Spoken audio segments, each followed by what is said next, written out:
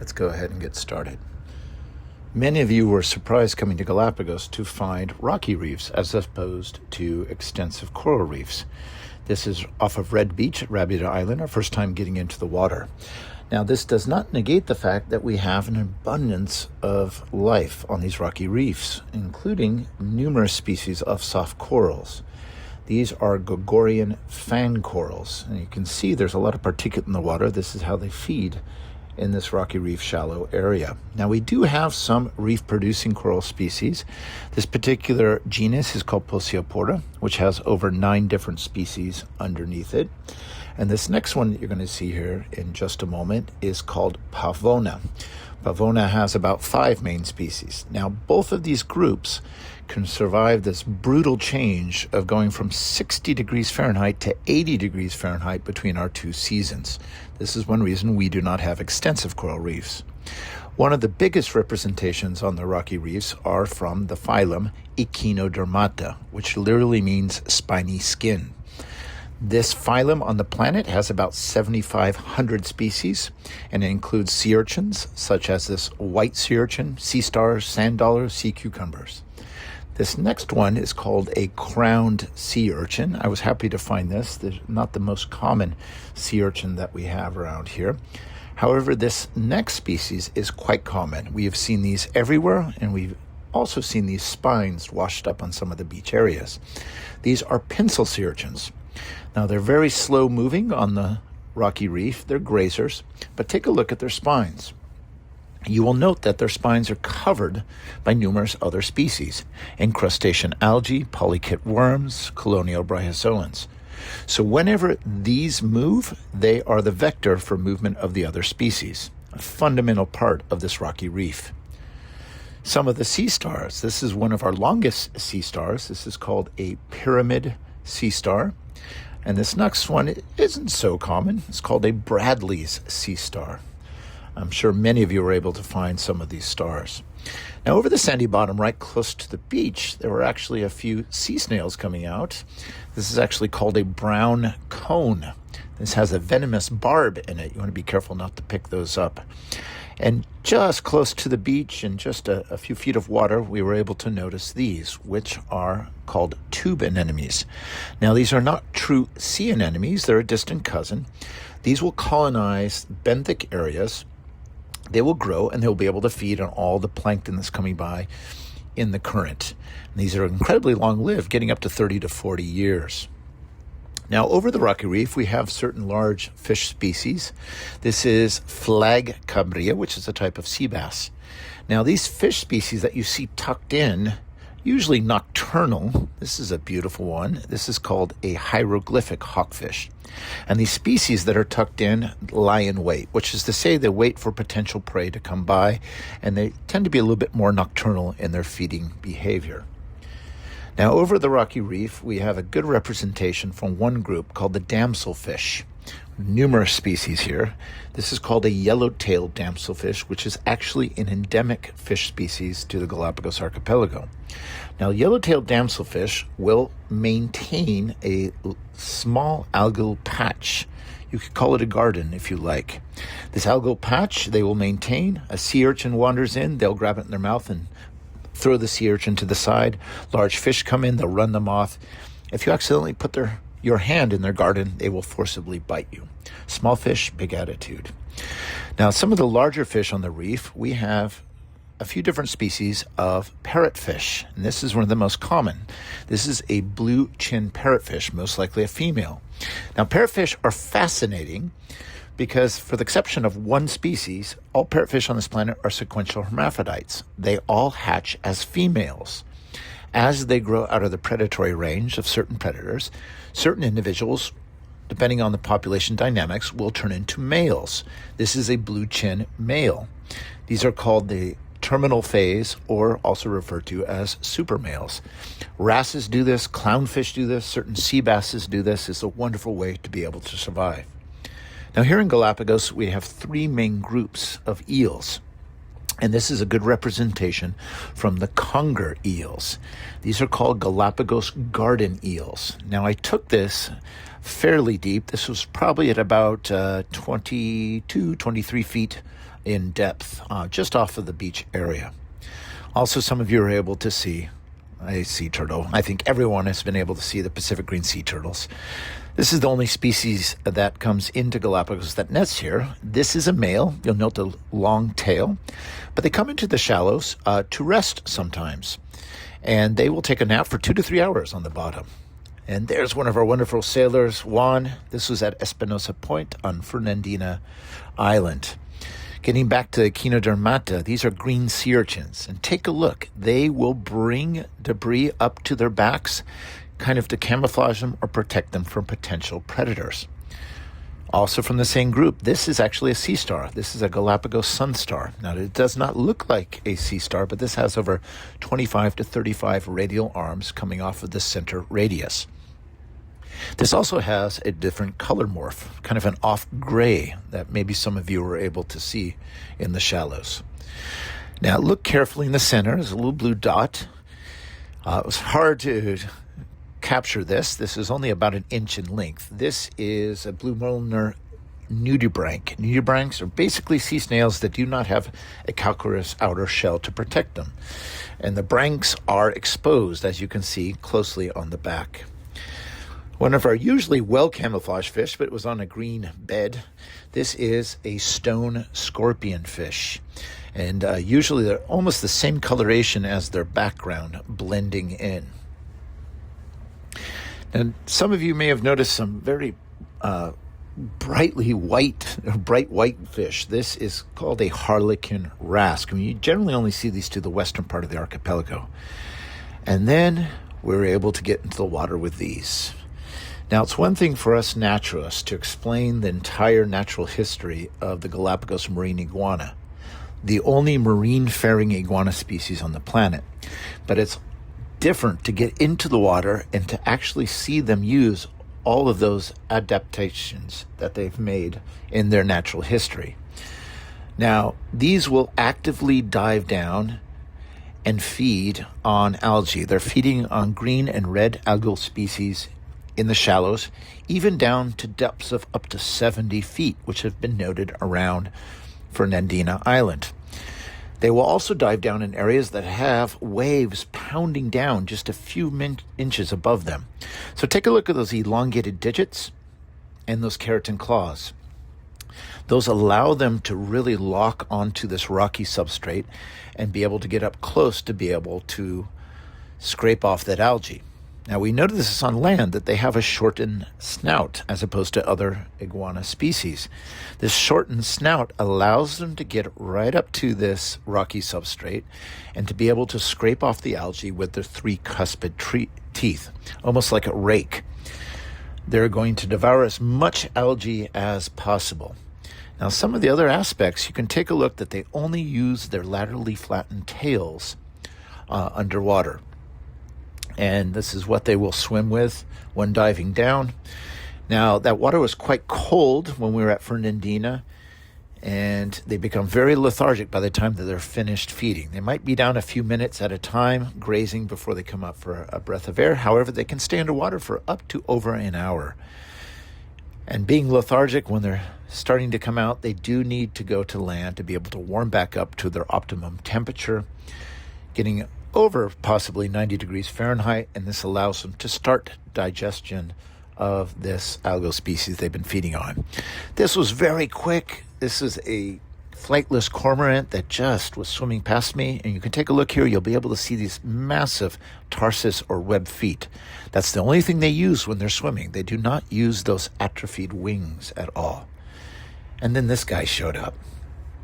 Galapagos sea lion. This young sea lion, I estimated, was between age 2 and 3. And Galapagos sea lions have a very long maternal care period, which is to say they may nurse on their mother up to 2 to 3 years. That's a very long marine mammal period for nursing. One reason is that we have a fluctuation in productivity in the ocean between our 2 seasons. In turn, this affects the mother's milk fat content. So this means pups are going to nurse for a longer period. So if you're waiting for your mother to come back from foraging offshore, During the cool season, she might be gone half a day. Going into the warm season, she might be gone a day or two before coming back to find her pup. What are you going to do all day if you're waiting for mom? You have to stay close to where she left you because she's going to call for you when she comes back, and that'll allow you to nurse. Well, you're going to play with the neighborhood kids. And we saw in the tidal pools, we saw 6 young pups playing together or relaxing together. You're going to find any play toy that you can. This includes sea stars, sea cucumbers, and including iguanas. Iguanas, it's a perfect chew toy for them, and they'll pull them on their tail, bringing them back in the water. Safe to say iguanas do not have a sense of humor. They'll also take pufferfish and shake them until the pufferfish inflate their swim bladder, and they'll push it around like a football. I will give them credit, though. All of this harassing of the intertidal species is going to convert into skills that they'll eventually need. And this was at Tagus Cove in Isabella. This is our largest sea star. It was a Panamic sea cushion, and I'm sure all of you remember the name of the sea star to the right. Yes, chocolate chip sea star. Now, this is a sea cucumber, also part of the Echinodermata. And I like to refer to these as the vacuum cleaners of the seafloor. They process out the nutrients they need from the benthic area. And while they're doing this, they're releasing more nutrients into the benthic area, which is very healthy for these rocky reef and benthic areas. Now, this is a new species for me. I sent this out to a zoologist. I still have not received information. This appears to be a tunicate. It has a notochord, which is actually a type of chordate. This is a distant cousin of vertebrates, just like us. This is another scorpion fish. You can see it's well blended in there. These are the most venomous. All of the dorsal fins on the ray each have 2 venom sacs at the base. Very painful if you grab those or step on them. Pacific beakfish, one of the species we only find to the west, and many puffer species that we have here in Galapagos. This is called a balloon fish. Very shy, mostly nocturnal in their behavior, not too active during the day. This is actually our largest one. Pacific spot fin puffer. These can get up to 1.5 feet in length. And this is a guinea fowl puffer. This is a small percentage of the population are bright yellow. And we saw that white one earlier. This is also a harlequin wrasse. And someone asked me if we have koi here. No, but it is from the wrasse group, and they're only found to the western part of the archipelago most often. Now, this is an endemic species. These are called black stripe salamas. But I want you to pay attention to the school. You notice they all change direction at the same time. This is what we refer to as a polarized school. Now, fish in general have the length of their body, a very dense nerve web called a lateral line. So one fish changes direction, the one next to him can sense that, and they all change in unison, and this helps to evade potential predators. This is a camotillo, and we only see them in Tagus Cove, nowhere else. We also have some large predatory fish coming in fairly shallow. These are called Sierra mackerels. They come in very quickly, take a bite, and head back out again. Also over the water column, we have Peruvian grunts, one of my favorites. If you just hang in the water, they'll come right up to you. They're very curious about larger floating items here in the water. And as I was coming into the shallows, we had many Pacific green sea turtles. What a wonderful time with these. We probably had over 200 sea turtles, at least with the group I was with. We saw them everywhere. Now, they're coming into the shallows to feed. They will feed on some of the same algal species that the Sally Lightfoot crabs are feeding on, and also the marine iguanas. They also come into the shallows for cleaning. Take a look at that small fish. That is a Panamic fanged blenny, and it's actually cleaning the carapace. Turtles know this in certain areas and will specifically come into the shallows to have excess algae cleaned off of their carapace. Now look at this one. You see those white dots? There's actually one that looks like a hat on his head. That's a specific species of barnacle that only colonizes turtles. It does not injure them, but it gets a free ride. And I was so very happy to see this. I actually saw 6 of these. This is a Galapagos bullhead shark. Now on this planet, the majority of sharks that we have are very small. There's over 500 species on the planet, and the majority are benthic or bottom-dwelling sharks. This one usually doesn't get much longer than 2 foot in its length, and it is a bottom dweller. The teeth, if you think of shark teeth as very pointed, these do have successive rows of teeth, which they'll lose when they're feeding, but these are rounded, and they're very specialized teeth that they use for feeding on crustaceans and also invertebrates. Now, very little has been known about this particular species. It's considered to be endemic to Galapagos, and there's been a running study over the last couple of years. If we take pictures and you see the fine black dots right next to the gills, those identify individuals. So we've been trying to catalog and get a little bit more information about their natural history. And then the penguins showed up. What a wonderful day, and I'm sure everyone has seen Galapagos penguins. The only tropical penguin, the only penguin that nests north of the equatorial line. Very delicate population here in Galapagos. There's only about 2,500 to 3,500, and the majority are found to the western part of Isabella and Fernandina Island. So it was a pleasure to be able to see them up close. Now, when I say that they're delicate, it's a highly susceptible population to rough climatic change, and that includes El Nino phenomenon. The population has probably gotten down at certain times in the past to just a few hundred individuals. When productivity disappears from the ocean, they have no food. And you'll find penguins that actually has algal growth on their bodies due to the extreme amount of time that they've spent in the water looking for less and less food. But I was very happy to see that we had healthy individuals here. Now, one of my best friends, she has done some of her study work on penguins, and she's noted in the May edition of National Geographic magazine, which is having penguins as the main story. And you see those little black dots on the belly? Those are specific to individual penguins, even after they completely molt their feathers. And this is a way to be able to take pictures and have a catalog and see the overall state of the population. Interesting study. Do look at that in the National Geographic magazine. And another sea lion coming in, checking me out. Now, this is kind of strange. This is not a juvenile. This is actually an adult female. Looks like she had a little bit of time on her hands, and she was curious about me. Went past me, came out of the water, and then went to play with the rest of the group. And this next creature, I'm not sure.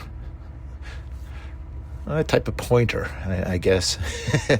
And this was Buccaneers Cove this morning at Santiago Island. We have some hydroids in the shallows, distant relative of hard corals. And we also had some hat-pin sea urchins. Maybe you were staying away from these, but if you got close, you notice a deep indigo coloration in the center of these hat-pin sea urchins. We also noted some juvenile fish over the rocky reef. These are black-tipped cardinal fish that look like they're blanketing the reef. And it's very common for small or even juvenile fish to use the rocky reef as a protected area. Now, this next species, if you haven't seen it, you have not been snorkeling in Galapagos. These are razor surgeonfish. Now, you think a fish of this size would be quite worried about potential predators, such as large sea lions, but they have built-in defense. Take a look at those 3 white dots on the peduncle right before the caudal or tail fin. Those are sharp spines. A young sea lion might think twice before grabbing one of those. And this is our largest parrotfish species. This is called a bumphead parrotfish. These can get up to almost 2.5 feet to 3 feet in length. And this is a marbled stingray. Now, here in Galapagos, we have 2 main species of benthic rays. And when I say benthic rays, their life history is close to the bottom. And you can see that is a venomous barb on top of that tail. Now, they do not have venom sacs, but all of the connective tissue around that barb is venomous. So this is why if you step on one or grab one, it can be very painful. I found 2 individuals. This was the other one. These can get up to almost 3 feet in diameter. This particular one, though, had its tail bitten off. Their main predators are their close cousins, the sharks. And Galapagos sharks might come in and take part of a ray. Also, you occasionally have orcas that will take manta rays or some of these benthic rays. And this last species, I do not know the name of this species. I am just going to call them common floaters. They were very close to shore. Whatever the case, they did look quite happy there. I do hope that you enjoyed this. And gave you a little bit more in-depth information about the surrounding waters of Galapagos and how unique this biodiversity is. Thank you so much.